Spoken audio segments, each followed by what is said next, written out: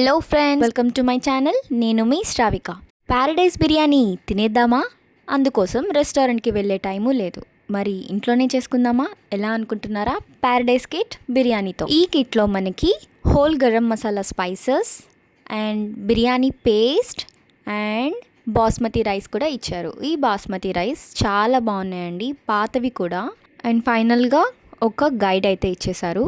ఎక్కువ ఆలస్యం చేయకుండా ప్రాసెస్లోకి వెళ్ళిపోదాం. దీనికోసం 350 grams of chicken or mutton ఏదైనా తీసుకోవచ్చు అన్నారు. నేనైతే 400 గ్రామ్స్ ఆఫ్ చికెన్ తీసుకున్నాను. ఈ చికెన్ని సాల్ట్ వాటర్తో బాగా వాష్ చేసి పెట్టుకున్న తర్వాత ఇందులోకి మనం ప్యారడైస్ వాళ్ళు ఇచ్చి బిర్యానీ పేస్ట్ అనేది అందులో వేసేయాలి మ్యారినేషన్ కోసం. ఈ ప్రాసెస్ ఇలా బిర్యానీ పేస్ట్ అంతా వేసేసుకున్న తర్వాత కొత్తిమీర పుదీనా కూడా వేసుకోవాలి.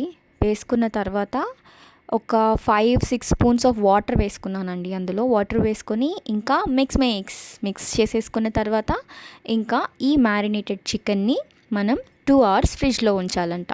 కానీ నేనైతే 1 అవరే ఉంచాను. ఈలోగా మనం రైస్ ప్రాసెస్లోకి వెళ్ళిపోదాం. ప్యారడైస్ కిట్ బిర్యానీ వారు ఇచ్చిన బాస్మతి రైస్ని అన్సీల్ చేసుకుని బాగా వాష్ చేసుకోవాలండి. 3 టైమ్స్ వాష్ చేసి పెట్టుకోవాలి. ఇలా వాష్ చేసి పెట్టుకున్న బాస్మతి రైస్ 45 మినిట్స్ దాకా నానపెట్టుకోవాలి. నానపెట్టుకున్న బాస్మతి రైస్ని మనం ఇప్పుడు కుక్ చేసుకోవాలి. ఆ కుకింగ్ ప్రాసెస్లోకి వెళ్ళిపోదాం.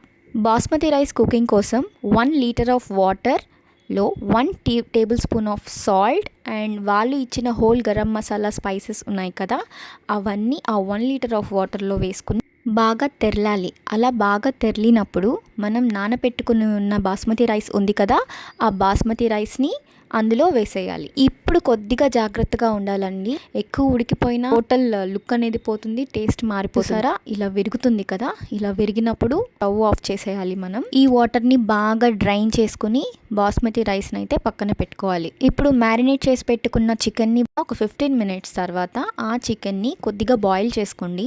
కొద్దిగా బాయిల్ చేసుకున్న తర్వాత ఇప్పుడు అందులో లేయర్ వైజ్గా మనం బాస్మతి రైస్ని వేయాలి.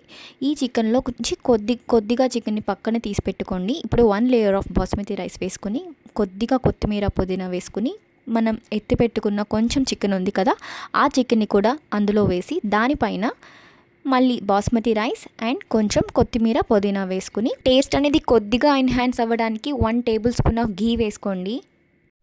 తర్వాత కొంచెం సాఫ్రాన్ మిల్క్ కూడా వేసుకోండి. ఇప్పుడు జస్ట్ క్లోజ్ ద లిడ్, మూత పెట్టేసి cook in the slow flame for 20 minutes slow ఫ్లేమ్లో మనం దీన్ని కుక్ చేసుకుంటే అంతే. 20 మినిట్స్ తర్వాత ఓపెన్ చేసుకుని చూస్తే అద్దిరిపోయే ప్యారడైస్ బిర్యానీ రెడీ.